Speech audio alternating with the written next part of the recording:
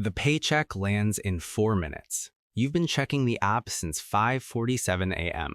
You lie in bed, thumb cramped around the phone, screen burning your retinas. Swipe down, refresh. Nothing changes. The balance sits at $47.23. You need $850 for rent. You need $271 for the card. You need food that isn't ramen. You already spent it in your head 3 times over before it even hits. The deposit drops, plus $1,847.60. You feel the chemical rush. Dopamine floods your brain. You screenshot the number like it might disappear. Then the machine starts eating. Rent autodraft, minus $850. Card minimum, minus $271. Phone bill, minus $89. Subscriptions you forgot about, minus $47. You watch the number fall. You feel your chest tighten. You close the app. You pretend it doesn't matter, but you check again 5 minutes later. This is level 1. You are 23. You have no control.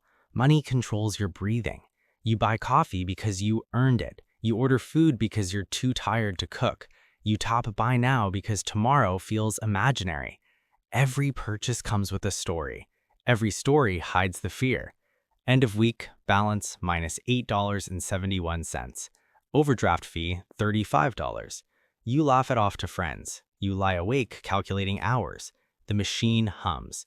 You feed it your time. It gives you numbers. You trade numbers for temporary relief. 1 year later, you were 24. Same job, slightly higher pay. Same cracked phone, same 5:47 a.m. ritual. But now you check constantly, in line at the store, heart racing before the number loads. You play roulette with your own survival.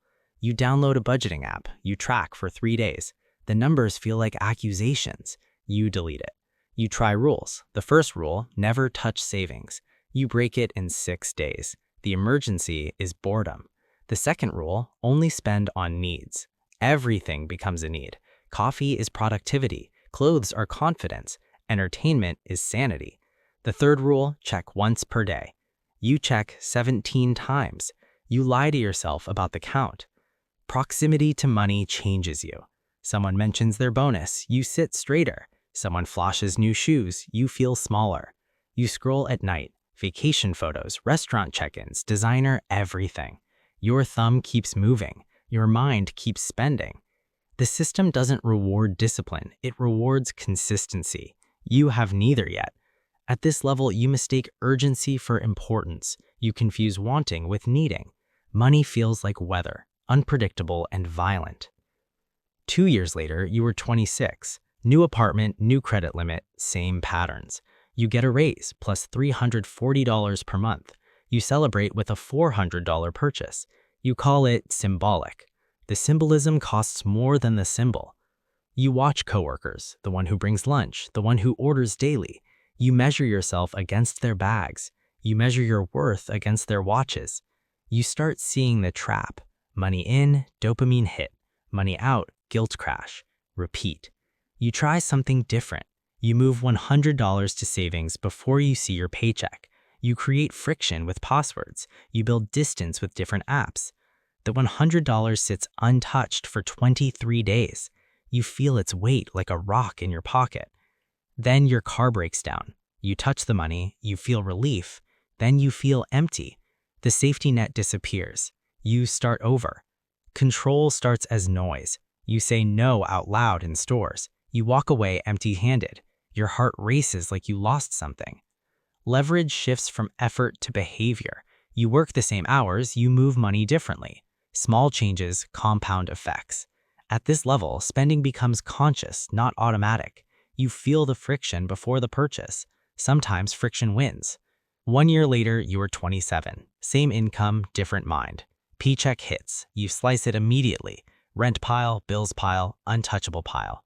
You move the untouchable pile to a different bank, different app, different planet. You don't trust yourself yet. You build systems instead.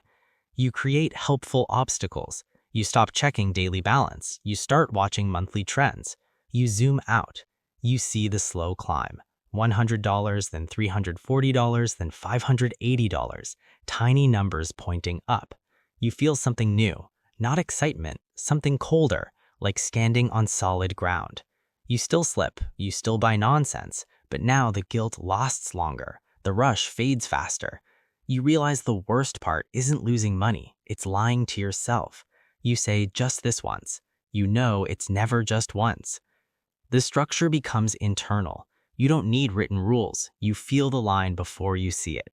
At this level, you're not a victim. You're an accomplice choosing your own prison. 2 years later, you are 29. New job, more zeros, same machine, different relationship. Paycheck lands. You barely notice the exact minute. No 5:47 a.m. refresh sessions. Money moves automatically. Rent auto-paid, savings auto-moved, cards auto-cleared. You touch what remains. You walk into stores differently. You see prices as hours of your life. You see purchases as trade-offs. You see the real cost. Jacket, $180 or peace of mind for 2 weeks. You choose peace. Heart rate steady. No internal drama. Just a quiet nod to yourself. Control becomes silent. No one sees the tiny wars. They only see your good habits. They don't see the 5:47 a.m. years. You scroll social media. You see the flights, the watches, the cars. You feel less pull, not because you don't want them, because you see the hidden price. Every photo has a cost, not just in dollars, in sleep, in breathing room, and options. You protect the breathing room like it's the only luxury that matters. At this level, spending requires a ceremony, not an impulse. 3 years later, you were 32. You earn more, you spend less, you talk about money rarely. People assume you were always good with money. They never see you at 23 with minus $8.71, laughing on the outside, dying on the inside. You check your account randomly. No anxiety, no ceremony, just information. There's cushion now. Numbers with room to fall. You don't need every dollar labeled. You don't need every purchase justified. The machine still runs. Pay in, pay out. Patterns loop. But now you see the levers, where you push, where you release, where you let it run without you. You hesitate before big purchases, not from fear, from clarity. You know exactly what you trade. You know exactly what you keep. You choose with cold precision. Money stops writing your mood. It just underlines what's already there. Proximity to money changes you. You see people drowning in it. You see people chasing it. You sit somewhere else, watching the traffic. At this level, the biggest thrill is watching compound interest work while you sleep. 5 years later, you were 37. You remember the first overdraft like someone else's nightmare. Payday comes. You almost forget. The deposit hits. You don't flinch. No refreshing, no heart jump, no mental shopping list exploding.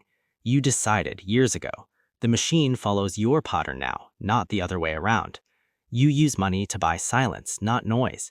You buy time. You buy options you never use. You buy the right to say no. Your biggest rush now is watching the line move up month after month without heroics, without drama. Control becomes invisible. No announcements, no new me posts, just fewer panicked moments, fewer sleepless calculations. Leverage shifts completely. Your habits earn more than your hours. Your defaults work for you. Your past self built the machine. Your present self just maintains it. You still slip sometimes, you still buy dumb things, but it doesn't steer the ship. It just taps on the window. At this highest level, money is not a trophy. Money is not a nightmare. Money is a quiet tool on the shelf. You pick it up when needed, you put it down when done. And then one morning, 5:43 a.m., different room, different phone, same glow. A new 23-year-old lies awake, thumb hovering over cracked glass, heart racing without reason. The paycheck lands in 4 minutes. They've been checking the app since yesterday, rewinding numbers in their head, pre-spending hours they haven't lived. They think this is about money. They think it starts today. They swipe down, they hold their breath, the number loads. And somewhere in the distance, without sound or ceremony, the machine takes another step forward.